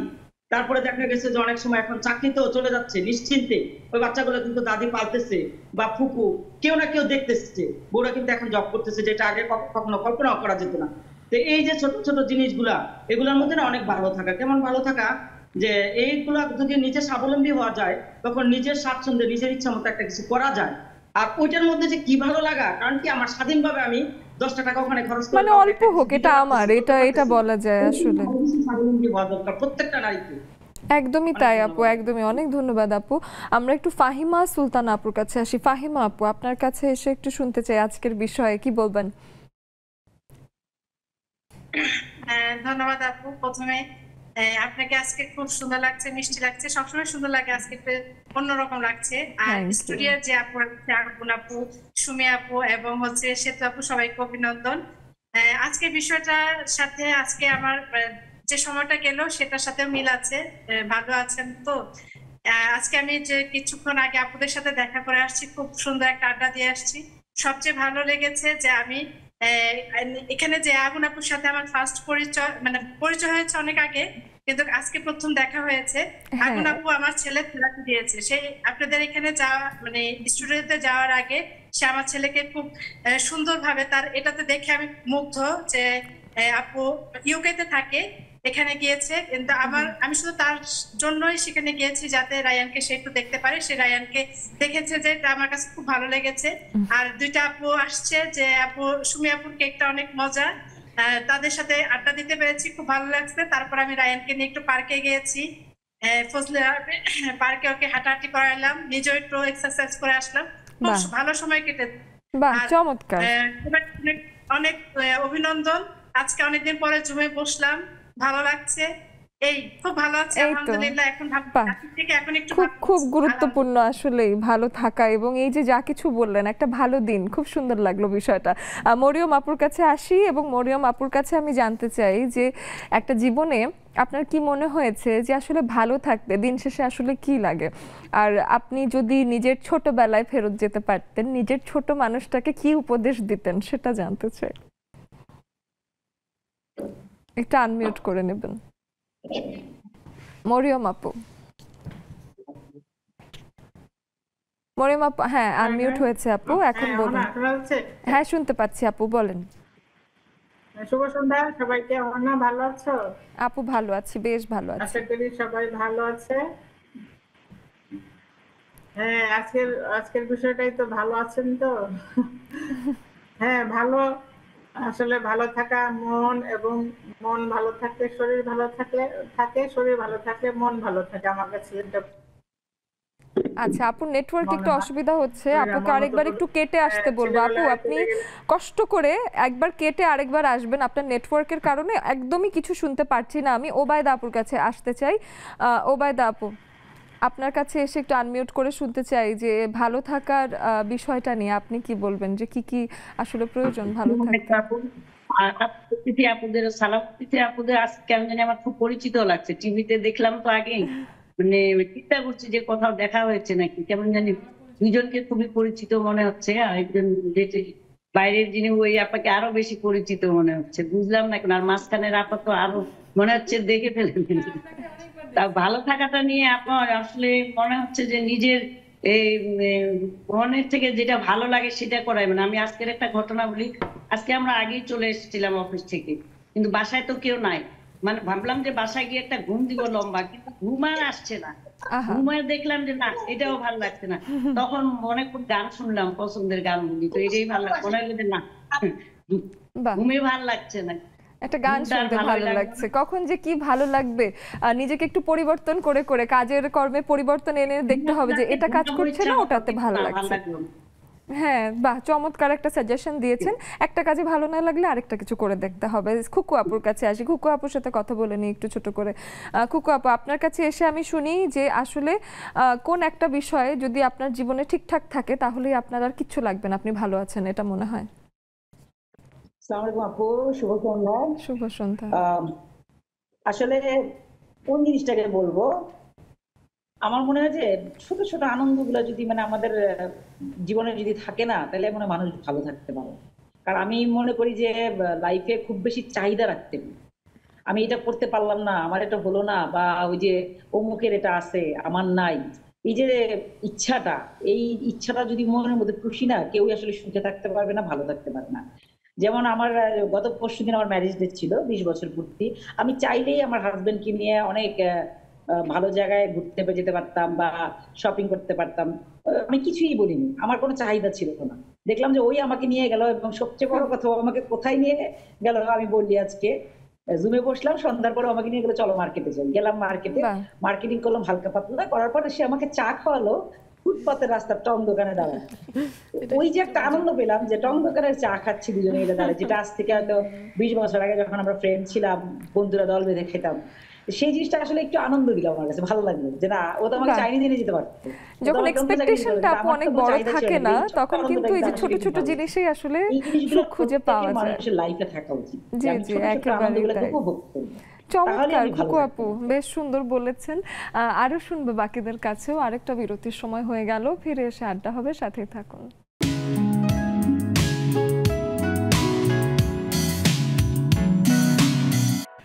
আড্ডা দিতে দিতে একেবারেই শেষ পর্যায়ে আমরা চলে এসেছি এবং সবার কাছ থেকেই ছোট ছোট আসলে দিন শেষে অনেক কথা আসলে বলবার বাকি থাকে। ভালো থাকা নিয়ে যখন কথা হচ্ছে আসলে অনেক কথা থাকে না যে আসলে কি যেন এখনো বলা হলো না। শাহমিকা আপুর কাছে কিছু শুনছিলাম ছোট ছোট বিষয়কে এনজয় করার ব্যাপারে, আরেকটু শুনি শেষ মানে বিদায়ের সময় এসে যদি কিছু বলতে চান। Thank you. অনুষ্ঠানটা অনেক এনজয় করছি, অনেকের সঙ্গে কথা শুনতে পারছি, ভালো লাগছে।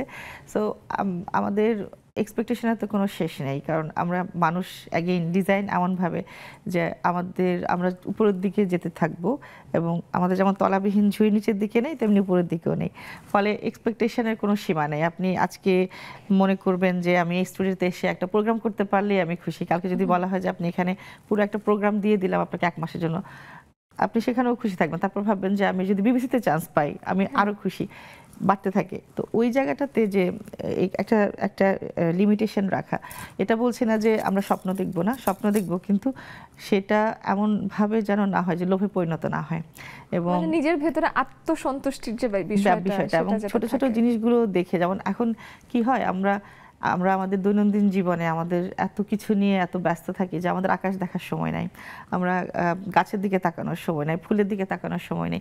ফলে কি হচ্ছে আমরা একটা ডিপ্রেশন জাতিতে পরিণত হচ্ছে, শুধু এই বাংলাদেশে না সারা ওয়ার্ল্ডে। আমি বিশেষ করে চিলড্রেনদের নিয়ে কাজ করি। কয়েক বছরের গ্রাফ দেখলে কিন্তু এই বছরে এসে 2024 বা 2020 পর থেকে যেভাবে ডিপ্রেশনের কার্ভটা এত হাই হয়েছে সব দেশে, তাই না? ডিপ্রেশনটা বেড়ে গেছে। ওই যে কম্পিটিশন শেখানো হয় মোর রাদার দেন রুট লেভেলের জিনিসগুলো, ছোট ছোট জিনিস নিয়ে বাচ্চাদেরকে আনন্দ করতে শেখানো হয় না। আরেকটা জিনিস আমি এই সুযোগে একটু বলে নেই, আমি তো অনেক বাচ্চাদের নিয়ে কাজ করি, তো স্কুলে যেটা হয় দেখি যে স্কুলের টিচাররা ওদেরকে বলে যে তোমরা পাশের বাচ্চাটার সাথেই ফ্রেন্ডশিপ না, সে তোমার কম্পিটিটর। এগুলো করে কি হচ্ছে একটা ড্যামেজড ডিপ্রেসড বাচ্চা জাতি হিসেবে গড়ে তোলা হচ্ছে এবং ভিতরে এই যে একটা অভাববোধ এই জিনিসটা তৈরি হচ্ছে। কারণ পাশের বাচ্চা, আমরা কিন্তু পাশের বাচ্চা, আমাদের ওই যে বললাম স্কুল থেকে ফ্রেন্ডশিপ এখনো আছে, কারণ কম্পিটিশন শিখিনি তখন। এখন কিন্তু বলা হচ্ছে যে ও তোমার কম্পিটিটর, ফলে ওর সাথে কিছু দেখাবা না, কিছু করবা না। ওই বাচ্চাটা পাশের বাচ্চাটার সাথে বসে আইসোলেটেড ফিল করছে। তো এই যে ছোট ছোট জিনিসগুলো শিখতে পারছে না, শেয়ারিং এক্সপ্রেসও করতে পারছে না, এগুলো খুব খারাপ জিনিস। এবং এই যে ছোট ছোট জিনিসগুলো, এগুলো একটা বড় হয়ে মহিরুহ হয় এবং ছোট আনন্দ শিখতে পারে না বাচ্চারা। তো আমার মনে হয়, কারণ আমি বাচ্চা নিয়ে কাজ করছি এবং বাচ্চা একসময় বড় হয়। ওই আপনি একটু আগে একটা ইনার চাইল্ডের একটা কথা বলেছেন, খুব ভালো লেগেছে যে আপনার ইনার চাইল্ড কি বলে, আপনার ছোটবেলার আপনি কি বলেন, ওটা সবসময় রয়েই যায়। তো আমরা ওকে যদি স্যাটিসফাইড করতে না পারি, আমরা বড় হয়ে কখনো স্যাটিসফ্যাকশন পাবো না। সবার দায়িত্ব ছোট ছোট জিনিসগুলোকে মানে আনন্দ পেতে শিখতে হবে। একেবারেই তাই। বাহ, কি সুন্দর। সেতুর কাছে শুনি যে কি বলতে চান শেষ দিকে সবার কাছে এসে। এই আজকে আসলে আপুদের কথা শুনলাম, সবার কথা, বিশেষ করে আপুর কথা আমাকে ভীষণ ইন্সপায়ার করছে। আসলে এটাই আমার জন্য মনে হচ্ছে যে আপনাদের কথা, আমি নিজেও অনেক বেশি একটা টাফ টাইমের মধ্যে যাচ্ছি, পার্সোনাল লাইফ বলেন আর সব কিছু নিয়ে। তো মনে হচ্ছে যে আপনাদের সাথে কথা বলে আমি অনেক বেশি নিজেকে হালকা ফিল করছি। তো আর হচ্ছে লেডিস ক্লাবের মূল উদ্দেশ্য এটাই যে আমরা যখন নারীরা নিজেদেরকে এক্সপ্রেস করতে পারি, কথা বলবার একটা জায়গা পাই মন খুলে, তখন কিন্তু আসলেই মানসিকভাবেও একটা হিলিং হয়। হ্যাঁ, তো সেটাই আসলে আমাদের উদ্দেশ্য। অনেক ধন্যবাদ। আমরা সুমি আপুর কাছে আসি, শেষ বিদায়ের সময় এসে কিছু বলতে চান? জাকি আপুকে অনেক ধন্যবাদ আমাদেরকে এরকম একটা সুযোগ করে দেওয়ার জন্য। আপনাদেরকে সবাইকে অনেক ধন্যবাদ। আজকে এখানে মানে আসার ইচ্ছে ছিল, অনেক দিন থেকে ইচ্ছে ছিল, সুযোগ হয়ে ওঠে নাই, সেজন্য একটু দেরি হয়ে গেল। সবসময় টিভিতেই দেখি, ভালো লাগে খুব। ইনশাআল্লাহ পরবর্তীতে আবার যদি সুযোগ পাই আবার আসবো। একদমই, আবার দেরি বলেও কিছু নেই, কিন্তু যখন সুযোগ তখন থেকেই আসলে শুরু একটা। তো অবশ্যই সামনের দিনে আরো দেখা হবে। আমরা একটু জুমের দিকে চলে আসি। জুমে এসে দেখতে পাচ্ছি আমাদের সাথে খুকু আপুর সাথে কথা হয়েছে। মরিয়ম আপুর কাছে আরেকবার একটু ছোট্ট করে আসি তো। মরিয়ম আপু এখন বলতে পারেন কিনা আজকের বিষয়? আমি ওই যে আপনার কাছে জানতে চাচ্ছিলাম যে যদি আপনি ছোটবেলায় নিজের ছোটবেলার ভার্সনটাকে দেখতে পেতেন, তাকে যদি একটা উপদেশ দিতে হয় তাহলে কি উপদেশ দিতেন? এখন কঠিন হয়ে গেছে প্রশ্নটা। শোনো, ছোট করে আমি একটা কবিতা বলি। আমি আচ্ছা বলেন। তাহলে সুন্দর হবে, খুব ছোট্ট। হ্যাঁ বলেন। কবিতার নাম রিলে রেস। সুখ দুঃখের রিলে রেসে জ্বলন্ত মানুষ ভালোবাসার হাসি কান্নায় সিক্ত। সৃষ্টির ধ্বংসের মানসিকতায় উন্মাদ পথিকেরা পাওয়া না পাওয়ায় গড়াগড়ি মানুষ। জন্ম মৃত্যুর রিলে রেসে কৃতকার্য মানুষ তারা ধাবমান নতুনত্বের অধিকারী বহমান পৃথিবীর আলোকিত চরিত্র। আমার প্রশ্নটা যতটা কঠিন হয়েছে তার থেকে লেখা আরো বেশি কঠিন হয়েছে। কঠিন একটা কবিতা আপনি লিখেছেন, চমৎকার। সবাই ভালো থাকুক, সবাই ভালো থাকুক এই দোয়া করি। হ্যাঁ, অনেক ধন্যবাদ। মমি আপু, মমি আপুর কাছে আসতে চাই, ছোট করে একটু শুনতে চাই যে আপনার কি মনে হয় যে ভালো যদি থাকতে হয় একটা মানুষের আসলে মূল উপজীব্য কি হওয়া উচিত? ধন্যবাদ আপু, সবাইকে শুভ সন্ধ্যা। অনেকক্ষণ ধরে শুনছি আপু, ভীষণ ভালো লাগছে। আজকের টপিকটা অনেক সুন্দর। আসলে আমার কাছে মনে হয় আপু, ভালো লাগাটা সম্পূর্ণই মনের ব্যাপার। আর মানসিক শক্তি যার যত বেশি সে সবসময় ভালো থাকতে পারে। কারণ আমরা মানুষ, আমাদের উচিত প্রত্যেকটা সময় প্রত্যেকটা প্রেক্ষাপটেই আমরা নিজেকে ভালো রাখবো এবং সবসময় ভালো চিন্তা করব এবং সবসময় ভালো কিছুকেই প্রাধান্য দিব। একেবারেই তাই। কর্মের মধ্যেই সবসময় ভালো থাকার চেষ্টা করব। পজিটিভিটিটাকে এনকারেজ করতে হবে এবং পজিটিভটাকে নিতে হবে সব ঘটনা থেকে। নাহিদা নেলি আপু, তার কাছে একটু আসি। নাহিদা নেলি আপু, আজকের বিষয় নিয়ে ছোট্ট করে 2 লাইন কিছু বলুন। আসসালামু আলাইকুম, শুভ সন্ধ্যা সবাইকে। আসলে আজকে হচ্ছে ভালো আছি তো। আসলে আমরা যদি নিজেরাই ভালো থাকতে চাই তাহলে সবাইকে ভালো রাখতে হবে। সবাইকে যদি আমরা ভালো রাখতে পারি তাহলে অবশ্যই আমরা ভালো থাকবো। সবার ভালোটাই যেন আমাদের ভালো থাকা, মানসিকভাবে সেটা ভাবে। আমার কাছেও এটা মনে হয় আসলে আপু বেশ ভালো একটা কথা বলেছেন। রীতা দিদির কাছে এসে সেই প্রশ্নটা করি যে মাঝে মাঝে এরকম হয় যে আমি ভালো নেই, তারপর আরেকজনকে ভালো করতে গেলাম, তা সে ভালো নেই, আমিও নিজেও ভালো নেই, কিন্তু আরেকজনকে আমি ভালো করতে গিয়ে দেখলাম তার ভালো থাকাটা দেখে আমার মন ভালো হয়ে গেল। এরকমটা হয়েছে কিনা? হ্যাঁ হ্যাঁ, খুব হচ্ছে। সবাইকে শুভ সন্ধ্যা। না, খুব সুন্দর একটা বলেছে। আসলে অনেক সময় দেখা যায় নিজের মনটা ভালো থাকে না, কিন্তু যখন দেখি আমার পাশে ব্রাজার কেউ বলছে যে তার একটা ভালো কিছু হয়েছে বা ভালো রান্না হয়েছে বা দেখো এই জিনিসটা সুন্দর হয়েছে না, আমি হাতে করেছি, তখন খুব ভালো লাগে। তখন তার সাথে যখন গল্প করি, তার মানে কাজটা দেখি বা যার জন্য তার মনটা ভালো হয়েছে সেটা যখন উপভোগ করে খুব ভালো লাগে, তখন আমার মনটা এমনিতে ভালো হয়ে যায়। আসলে অন্যের ভালো থাকা দেখাটা কেমন যেন একটু মানে ছোঁয়াচে রোগের মতো। এই ধরনের ছোঁয়াচে রোগ আসলে আমরা চাই যে একজনকে ভালো থাকতে দেখছি, তার খুশি দেখে আমারও খুশি লাগছে। আমি একটু মিষ্টি আপুর কাছে আসি। মিষ্টি আপুর কাছে ছোট করে আগে একটু শুনি। মিষ্টি আপু, আপনার কাছে এসে একটু শুনতে চাই আজকের ভালো থাকার বিষয়ে আপনার কি মনে হয়, কি কি উপকরণ দরকার, ছোট করে শুনি। শুভ সন্ধ্যা, শুভ সময়, আসসালামু আলাইকুম। তো আর প্রত্যেকে আমরা সকলের তবে প্রত্যেকে আমরা প্রত্যেকের জন্যই, যে কথাটি কামিনী রায়ের আমরা করেছি এর আগে। আর উপকরণের কথা যেটা বললেন, উপকরণ আমার মনে হয় যে নিজের কাছে মানসিক শক্তি, সবাই বলছে এই কথাগুলোই, সেগুলোই ঘুরে ফিরে আসে যে মানসিক শক্তি, সবার আগে মানসিক শক্তি থাকতে হবে। যার যত মানসিক শক্তি বেশি থাকবে সে তত বেশি ভালো থাকতে পারবে। আর আশেপাশের যে পরিবেশগুলো আছে আমাদের যে পাশে, সে গরিব দুঃখী যেই হোক না কেন, আমার মনে হয় তাদেরকে নিয়ে ভালো থাকার যে সামনে যে রাস্তা সেটা খুঁজতে হবে সবাইকে। একেবারেই তাই, একেবারেই তাই। মানুষ আসলে একলা ভালো থাকতে পারে না, সবাইকে নিয়ে ভালো থাকার বিষয়টা আসলে খুব গুরুত্বপূর্ণ। নার্গিস আপুর কাছে একদম ছোট্ট করে 2 লাইন শুনতে চাই। নার্গিস আপু। আসসালামু আলাইকুম ওয়া রাহমাতুল্লাহি ওয়া বারাকাতুহু। আসলে ভালো থাকাটা তো অবশ্যই সবাইকে নিয়ে ভালো থাকা। কেউ অসুস্থ থাকলে তো আর তখন নিজেরও ভালো থাকা যায় না। সুতরাং সবার সুস্থতা কামনা যেমন ভালো লাগে, নিজেও সুস্থতা থাকলে নিজেরও ভালো লাগে, সবাইকে ভালো লাগাতে পারি। আসসালামু আলাইকুম। একদম বেশ চমৎকার একটা জুমের আড্ডাও হয়েছে আমাদের সাথে। তিনজন স্টুডিওতে এসে আমাদেরকে অনেক কিছু শেখালেন। শামিকা আপু তো থেরাপিস্ট হিসেবে আমাদের সবাইকে একটু হিল করলেন এখানে বসে বসে। চমৎকার একটা সময় কেটেছে। তিনজনকে অসংখ্য ধন্যবাদ। আপনাকে অনেক ধন্যবাদ। বন্ধুরা, আপনারা ছিলেন লেডিস ক্লাবের আয়োজনে প্রত্যেক দিন সন্ধ্যে 6টা থেকে 7:30 পর্যন্ত 1.5 ঘন্টা আমরা নারীরা গল্প করবার জন্য, আড্ডা দেবার জন্য একত্রিত হই এবং আমার মনে হয় তাতে আমাদের ভীষণ ভালো থাকারও কিছু না কিছু উপকরণ আমরা খুঁজে পাই। প্রচুর ভালো থাকুন, সুস্থ থাকুন এবং নিজের মানসিক স্বাস্থ্যের দিকেও নজর দিন সেই প্রত্যাশায় আজকের মতো বিদায় নিচ্ছি।